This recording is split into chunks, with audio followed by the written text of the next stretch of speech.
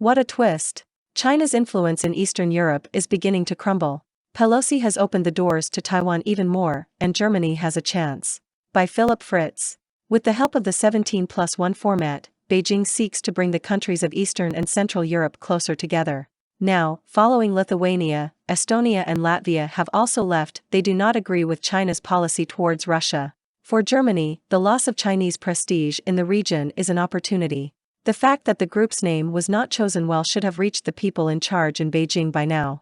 Initially 16+1, later developed into 17+1, the Chinese initiative was actually aimed at strengthening China's relations with 17 states of Central and Eastern Europe, with the east of the European Union and 5 states outside the Union, including Serbia and Albania. Beijing wanted to significantly expand its influence in the region, primarily through investment and economic cooperation. In Brussels, as well as in the capitals of some participating countries, fears were expressed from the very beginning that China could use this format to split the EU and gain political power in Europe. However, initially, at the first summit in 2012, faith in China's goodwill and hope for billions in infrastructure projects prevailed. It's been 10 years. Times have changed and China's 17+1 format appears to be falling apart. The Lithuanian government announced its withdrawal last year and scaled back the initiative to 16+1, followed by Latvia and Estonia last week. The China Central East Europe Summit, as the initiative is less commonly known, is now just a disparate 14+1 group. For Beijing, this development of events is a loss of reputation. The example shows that China is struggling to successfully create international formats in other parts of the world. At the same time, this is a sign of Beijing's loss of influence in Europe, and the erosion of the summit may continue. After all, anyone who asks in the capitals of Central and Eastern Europe will quickly learn that the disappointment with the lack of Chinese investment is great. Most importantly, China's support for Russia's war in Ukraine has alarmed politicians from Tallinn to Bucharest. The 3 Baltic states and Poland in particular feel threatened by Russia, but other countries such as the Czech Republic, Slovakia and Romania also see Russia's war against Ukraine as a clear threat to their own security. So should they grant a privileged partnership to an authoritarian world power, China, which is Moscow's ally? The Baltic states have responded in the negative, but doubts are growing elsewhere. Times are different. Our decision is also due to the fact that China does not have a clear position regarding Russia's war in Ukraine, Latvian Foreign Minister Edgars Rinkēvičs said in an interview with Welt. In principle, the minister explains, times today are different than 10 years ago, when the initiative was launched. At that time, many associated more intensive economic cooperation with the hope for democratization and with the transfer of individual countries to a peaceful regime. We believe that the EU should negotiate with China as a body, not separate groups of EU governments or even non-EU governments in other groups. This means a clear preference for the Format 27, says Jüri Silenthal, Director General of Foreign Economic Relations at the Estonian Ministry of Foreign Affairs, a former ambassador of his country to Israel and Italy.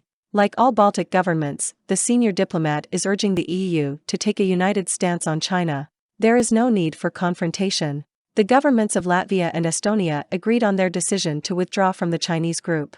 However, while the Estonian side appears more reserved in public, Latvian officials say openly, "We communicated our reasons to the Chinese ambassador to Latvia in advance, and also explained how we see it in the Ministry of Foreign Affairs," confirms Rinkēvičs. The Balts do not expect a harsh reaction from the Chinese. We do not want to go on a confrontational course with Beijing. We also do not intend to expand our relations with Taiwan. Our decision to no longer be a member of the group has nothing to do with Taiwan, Minister Rinkēvičs said. We do not intend to expand our relations with Taiwan now, said the Estonian diplomat Silenthal. But these assurances do not concern Lithuania.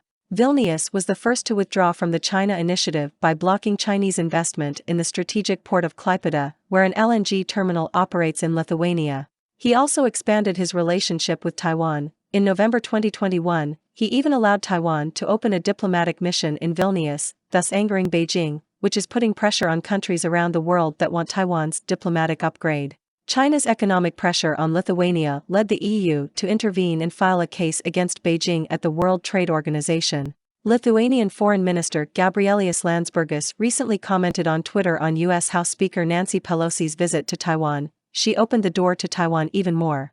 "I am sure that other defenders of freedom and democracy will soon pass away," Landsbergis wrote.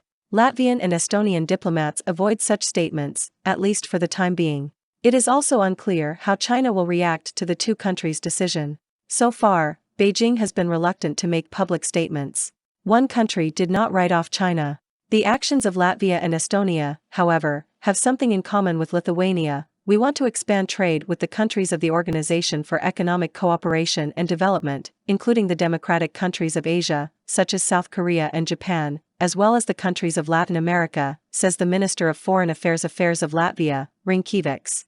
He also did not write off China. But it must be clear that we are guided by principles such as democracy and the rule of law, he says. China's loss of influence in the region is an opportunity for Germany, which has lost confidence in Central and Eastern Europe because of its energy and Ukraine policies, which are difficult to understand abroad. The truth is that many countries of the group are not satisfied with the expansion of trade ties with China. Beijing failed, explains Linas Kojala, director of the Lithuanian think tank. All this, he said, is also an invitation for Germany to expand its relations with the Baltic states and play a more active role in the region in terms of economics and security policy. Yes, we want more German investments, even closer cooperation, including in the field of security, says Latvian Minister Rinkevics.